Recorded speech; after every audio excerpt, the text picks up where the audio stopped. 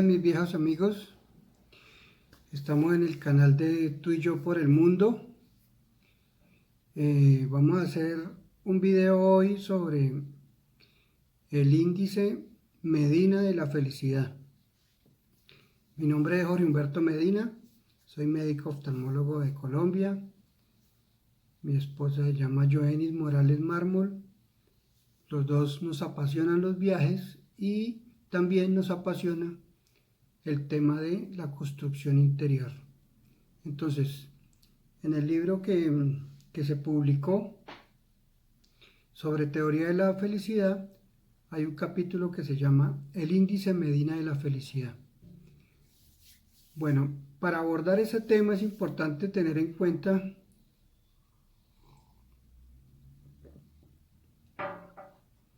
que la felicidad es un sentimiento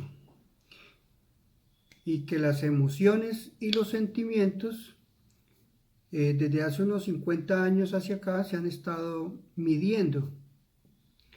Hay estudios muy amplios sobre inteligencia emocional, hay estudios sobre felicidad, hay países como Bután que han incorporado la felicidad dentro de su constitución. En el mismo Estados Unidos, la felicidad es considerada un derecho fundamental. Lo que se quiso, o lo que se hizo en el libro más bien, fue medir la felicidad desde el punto de vista del autor, que contrastaba un poco frente a cómo evaluar la felicidad respecto a lo que había previamente en los estudios psicológicos clínicos, en los estudios antropológicos, sociológicos, en donde se decía que la felicidad era más o menos como una U invertida, como una U alargada, una U alargada, en donde alrededor de los 15, 20 años había una felicidad intermedia, que la felicidad empezaba a bajar más o menos de los 20 a los 30, a los 40, a los 50 se ponía muy baja, que era la época de la crisis del ser humano, y que a partir de los 46, 50 y 60 tocaba el techo de la felicidad. O sea que las personas que eran más felices estaban entre los 10 y los 20 y después de los 46 años. Era una U alargada. Ese estudio lo hicieron en Noruega y se popularizó en todo el mundo porque presentaba esa condición. En mis observaciones lo que yo vi es que la curva de la felicidad no es una U alargada, sino que es una curva ascendente, pero que empieza desde cero. Es decir, cuando se nace, cuando se es niño, se tienen experiencias de alegría, pero también experiencias de tristeza, y que no hay un sentimiento constante de felicidad, sino que ese se va adquiriendo a medida que pasa el tiempo, hasta que llega a su tope después de los 60, 70 años, que es cuando hay en el ser humano un proceso de aceptación de su mundo exterior, de que ha tenido una construcción interna del manejo de sus emociones y que la felicidad ya se convierte en un estado de plenitud emocional, de tranquilidad, de serenidad. En ese sentido, pues se planteó el índice Medina de la felicidad, que mide dos aspectos de donde toma los datos. La felicidad, como todas las otras emociones y sentimientos, se miden respecto a la realidad. Aquí está la felicidad y aquí está la realidad. Entonces, digamos, aquí está el sentimiento de felicidad interno y acá está la realidad. Entonces, se tomó para la medida dos aspectos. Uno era la realidad vivencial y otro era la realidad expectativa. Entonces, si yo lograba determinar la diferencia entre la realidad vivencial y la expectativa que yo tenía de felicidad, entonces entre estas dos había una diferencia, que se llama el delta, o la diferencia entre lo real y la expectativa. Esa diferencia es lo que no me permite a mí llegar a la felicidad. En eso consiste el índice, entre la diferencia de lo real con lo expectativo. Cuando uno es joven, cuando uno tiene 15, 20 años, las expectativas de lo real con lo vivencial son muy altas, porque las expectativas de la juventud son muy altas. A medida que se va avanzando en edad, las expectativas bajan y hay un proceso de aceptación de la realidad y de construcción del ser humano interior. Entonces viene una disminución de esas expectativas y por lo tanto se acerca más uno a la felicidad a medida que avanza en edad. Eso que es digamos, tan fácil de decir, pues en la práctica no es muy fácil. Yo les quiero mostrar aquí rápidamente, este cuadrito. Si ustedes se fijan, acá dice emociones. En la segunda columna dice virtudes. Y en la tercera columna dice sentimientos. Entonces, todos tenemos unas emociones. Son básicamente 6 emociones. Esas 6 emociones vienen incorporadas con nuestro ADN. Son unas manifestaciones internas hormonales que están ubicadas en el sistema límbico y que producen unos neurotransmisores que se encargan de actuar en este sentido. Entonces está la emoción de la ira, la emoción del miedo, la emoción de la alegría, el asco, la sorpresa y la tristeza. La característica de las emociones es que son transitorias, suceden en el ser humano, pero son cortas en el tiempo. Esa es la característica de las emociones. Hay emociones que son positivas y emociones que son negativas. Por ejemplo, acá la alegría, la sorpresa podría ser emociones positivas, pero la ira, el miedo, el asco y la tristeza se podrían calificar como emociones negativas.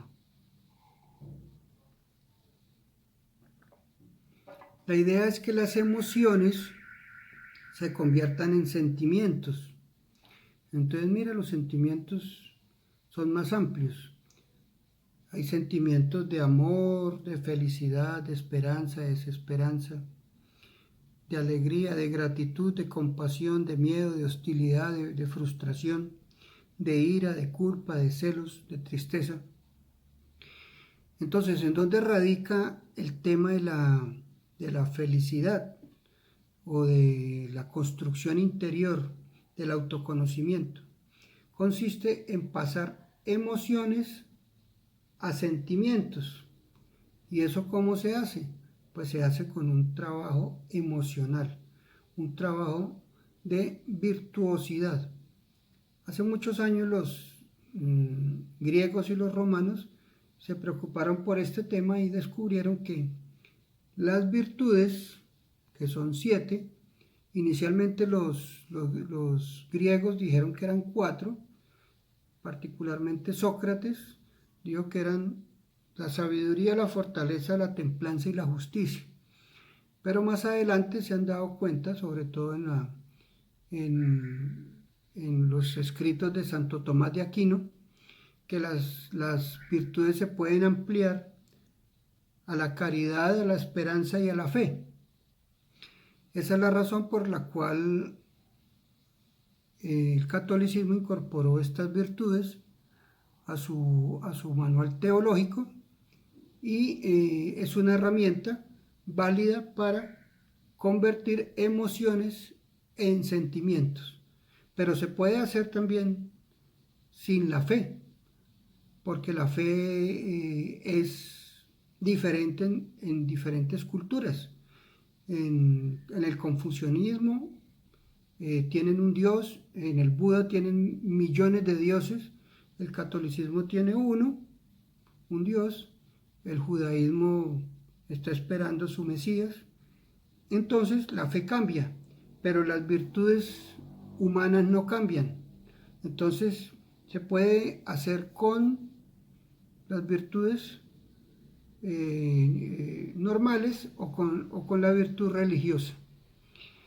Entonces, ¿para qué sirven las virtudes? Entonces, aquí les muestro otro cuadrito. Las virtudes lo que hacen es convertir las emociones en sentimientos positivos, o por lo menos que sean sentimientos neutros. O sea, lo que hace el virtuosismo, particularmente yo soy muy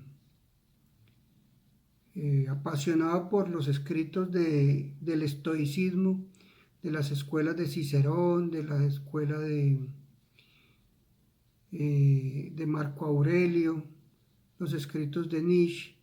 Todos ellos hablan del tema de el estoicismo como una herramienta virtuosa para cambiar emociones en sentimientos positivos o por lo menos neutros. Para eso entonces hay que hacer una serie de ejercicios diarios para ir fortaleciendo la sabiduría, para ir fortaleciendo la templanza, la justicia, la fortaleza, la caridad, la compasión. Y este fortalecimiento, que es un gimnasio que se debe hacer mental, como hacer ejercicio físico, pero en este caso es fortalecimiento mental, entonces se puede pasar de emociones negativas a sentimientos positivos. Y la emoción positiva, que es la alegría, se puede estandarizar en un sentimiento positivo. ¿Cuáles son los sentimientos positivos?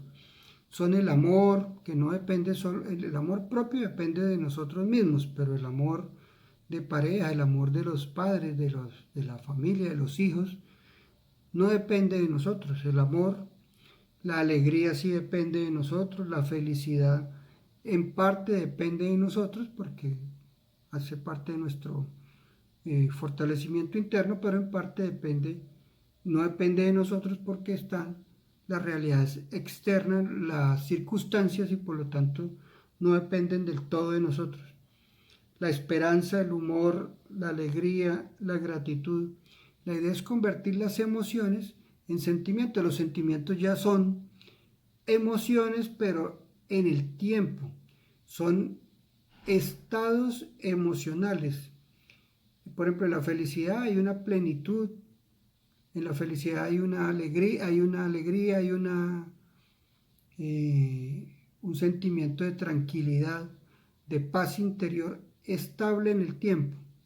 Entonces, es la diferencia entre las emociones y los sentimientos. Los sentimientos sí permanecen en el tiempo. Entonces, ese es el objetivo de las virtudes, convertir emociones en sentimientos y evitar que lleguen los sentimientos negativos. Los sentimientos negativos son el miedo, los celos, la desesperanza, la hostilidad, la frustración, la ira, la tristeza, la culpa.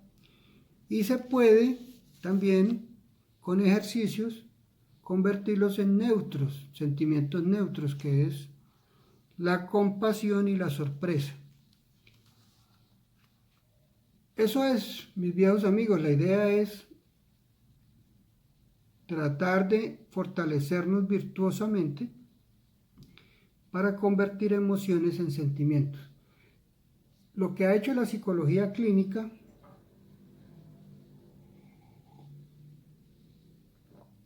las neurociencias y las empresas de marketing es tratar de medir los sentimientos de las personas. Es decir, qué es lo que le produce amor a una persona, qué es lo que le produce felicidad, qué es lo que le produce esperanza, y medirlo. Entonces, en ese sentido, fue mi libro, que fue una forma, un aspecto, una herramienta para medir la felicidad. Pero también se puede medir la esperanza, la gratitud, los celos, la frustración. Todos tienen patrones para ser medidos, porque lo que sucede internamente en el ser humano tiene una correspondencia con el exterior. Claro, nosotros nos alimentamos con nuestras sensaciones, los ojos, los oídos, el tacto del mundo exterior. O sea, hay una equivalencia entre el exterior y el interior. Y lo que hace las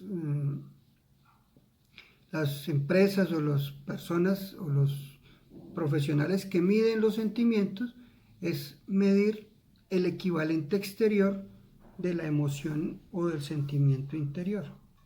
¿Perdón? Entonces, es importante conocerse a sí mismo. Conócete a ti mismo, decía el filósofo griego. Y la mejor forma de conocernos es mirar cómo son nuestras emociones, estandarizarlas, escribir de 1 a 5, por ejemplo. 1 es en la ira lo que menos me produce rabia. Por ejemplo, a mí, por ejemplo, me produce rabia poquita, digamos, la impuntualidad de las personas. Eso me produce un poquito de rabia. Me produce más rabia, por ejemplo, que me mientan. Entonces, en la ira, mi grado 5 de ira sería la mentira, por decir algo, ¿sí? Lo mismo en el miedo, lo mismo en la alegría. Entonces, lo que debemos hacer como seres humanos, inculcarle a nuestros hijos, es que se conozcan a sí mismos, que conozcan qué es lo que les produce asco, qué es lo que les sorprende, qué es lo que los entristece, porque de ese conocimiento de sí mismo es que depende el resto del trabajo emocional que tenemos que hacer. Si por ejemplo nuestro miedo es un miedo extremo, es por ejemplo un pánico, no es una preocupación, sino un pánico, pues hay que trabajar en ese pánico a través de las virtudes para convertir el pánico en un sentimiento positivo. De eso se trata, mis viejos amigos. Ese fue la inspiración para hacer el índice Medina de la felicidad. Y pues cuando conozcan el libro, cuando lo lean, pues van a entender por qué trabajamos en esta tabla, que es la que se usa en psicología clínica para determinar cuáles son los pasos que se deben seguir para convertir una emoción negativa en un sentimiento positivo. Muchas gracias, mis viejos amigos. Hasta luego. Chao.